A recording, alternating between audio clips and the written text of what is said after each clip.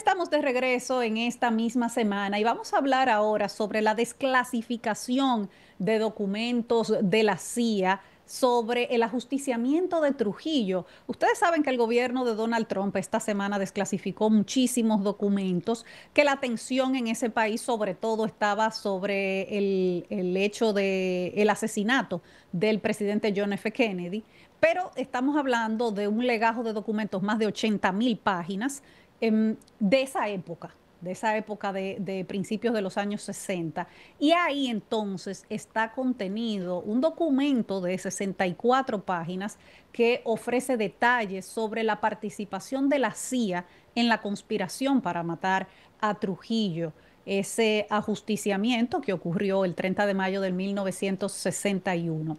En ese documento se hace un recuento, es un informe que se hace 2 años después, pero donde el agente que escribe el informe hace un recuento incluso cronológico de los hechos previos al ajusticiamiento de Trujillo y donde menciona de manera directa quiénes eran las personas que estaban involucradas o en contacto con ellos en la República Dominicana.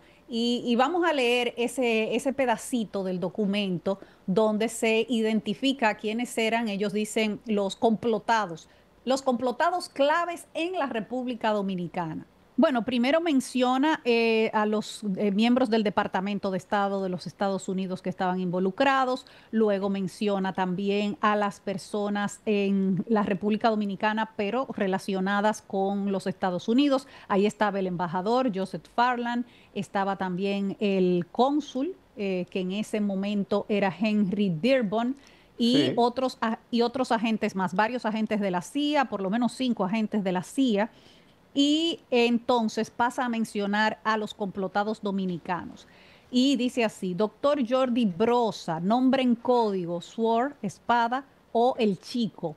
Juan Vicini, nombre en código Mr. X, ABC o Yaguate.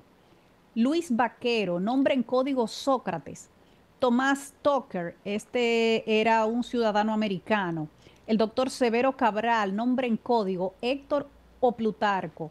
José Francisco Tapia, Aulio Brea, Andrés Freitas, Luis Amiama Tió, José René Román, Juan Tomás Díaz. Juan Tomás Díaz, su nombre en código era Cristóbal. Donald Reed Cabral, su nombre en código era Cibao.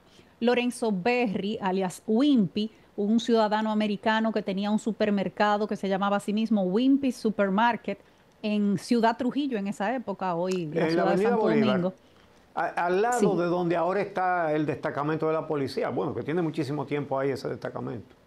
Y lo identifica como la persona clave para las comunicaciones entre el consulado de los Estados Unidos y los complotados. Dice el documento, las armas para los complotados fueron pasados a través de él, a través del señor Berry y su esposa, la Ujú. señora Flérida Berry, quien el documento dice que incluso estaba más involucrada o más activa en el complot que su esposo. Dice que ella fue una persona clave para el contacto con los dominicanos involucrados, que las comunicaciones se daban a través de notas escritas y que ella se encargaba de pasar esas notas al secretario del consulado.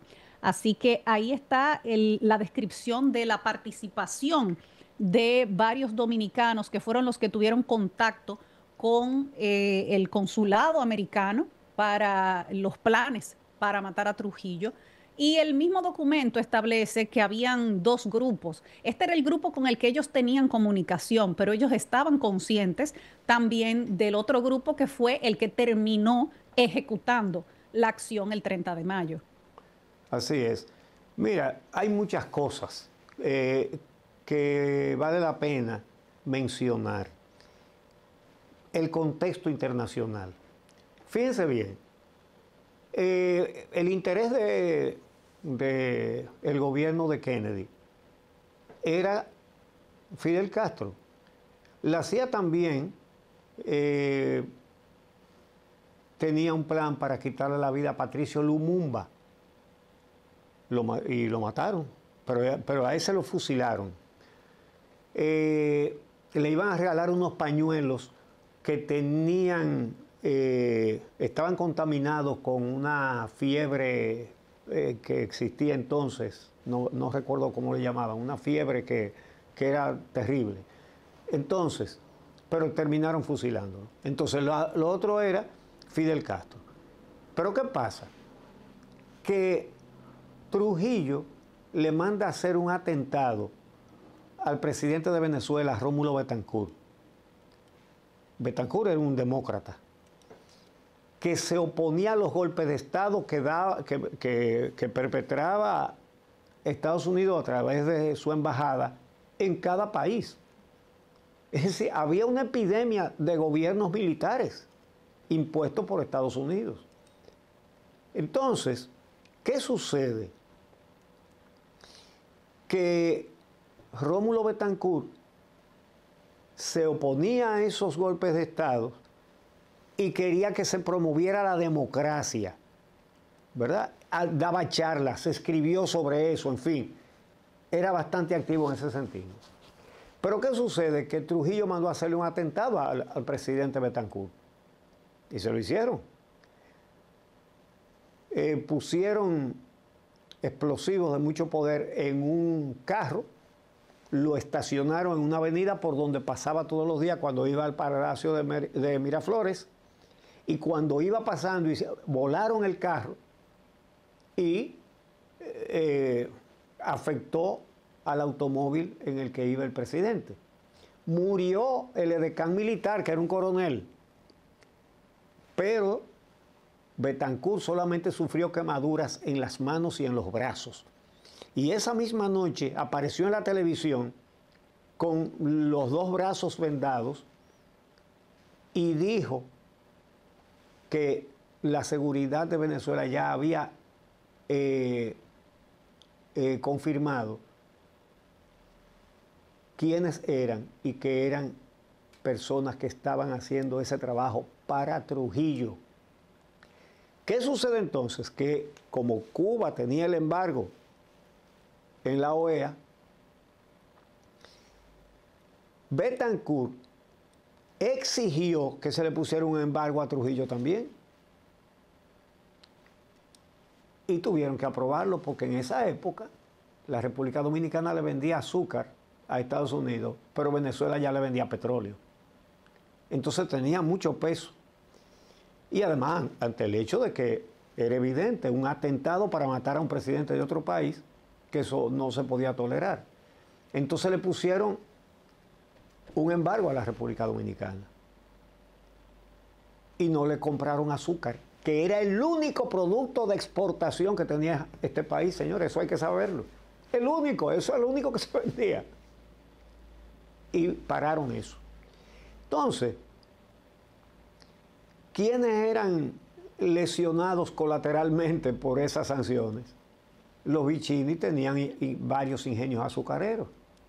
Bueno, todavía tienen algunos. Y eran perjudicados, ¿verdad? Claro, porque ¿qué iban a hacer con todo el azúcar? Una limonada con el Mar Caribe sería, porque no salía el azúcar. Entonces, en mi opinión, ellos se involucran porque son unos perjudicados directos por las acciones de Trujillo. Y se metieron, bueno, y ayudaron al país con esa conspiración, porque la conspiración finalmente dio su fruto, aunque Washington les retiró el apoyo al plan de los dominicanos de matar a Trujillo. Se lo retiró. Ellos pidieron ametralladoras en estos documentos desclasificados, dicen el tipo de ametralladora que pidieron. Mira, en un memorándum que manda el embajador Farland en ese momento, dice, los involucrados me piden armas con vista telescópica. Ajá. Y entonces les responden que eso no es problema, conseguirle esas armas. Todo depende de si ese es el grupo que ellos quieren apoyar. Entonces todavía había una discusión dentro de las mismas autoridades de los Estados Unidos de si ese era efectivamente el grupo que ellos debían apoyar para lo que ocurriría después de que mataran a Trujillo, de la transición luego. Y incluso el informe narra cómo fracasó toda la parte posterior al asesinato de Trujillo por lo rápido que fue descubierto todo y porque no se pudieron comunicar efectivamente después del ajusticiamiento, porque ni siquiera Pupo Román, que era supuestamente la persona que iba a tomar el poder, lo pudieron localizar tan pronto ocurrió el asesinato y él no sabía que iba a ocurrir ese mismo día, porque fue una iniciativa del grupo operativo hacerlo ese día. Vamos a hacer una breve pausa y regresamos. Vamos a continuar con el tema del ajusticiamiento de Trujillo, porque hay un par de cosas más que hay que señalar. Regresamos en un momentito. Esta misma semana. Bueno, el caso es que la CIA cita los interrogatorios que le hizo el Servicio de Inteligencia Militar de Trujillo a todos los involucrados. Porque para este informe ellos se entrevistaron con uno de los agentes del SIN que estuvo presente en esos interrogatorios. Ellos lo identifican como apellido Ortiz. Y digamos que las informaciones que recogen dentro de ese informe es lo que dice ese agente del SIN, que eso también hay que tomarlo en cuenta y tomarlo con pinza. Sí. Estas son las declaraciones de un agente del SIN y todos sabemos lo que eran los agentes del SIN, ¿verdad? Torturadores y demás. Y asesinos. Torturadores y asesinos. Entonces, el informe desclasificado ahora por Estados Unidos cita al Servicio de Inteligencia Militar de Trujillo, el cual señala que los ajusticiadores no querían liberar al país de una dictadura, sino que ellos querían ser los dictadores. Y en ese sentido citan a José René Román Fernández, que era el secretario de las Fuerzas Armadas, además casado con una sobrina de Trujillo, y que estaba en la conspiración también. Lo mataron horriblemente, Ramfis, después. Entonces, y dicen además que Juan Tomás Díaz y Antonio de la Maza actuaron por venganza.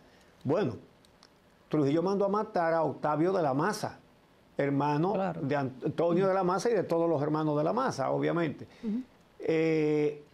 Y sí, actuaron movidos por eso.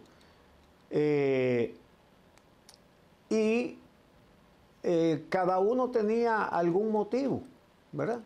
Ellos no, sí, que es lo que señala el informe, que ellos dicen que el grupo que asesinó a Trujillo, o sea, el grupo que estuvo ahí esa noche, prácticamente todos tenían algún tipo de motivo personal para estar involucrados en el complot para asesinar a Trujillo. Y es verdad, por ejemplo, en el caso de Amado García Guerrero, el teniente Amado, lo habían puesto a matar al hermano de su novia.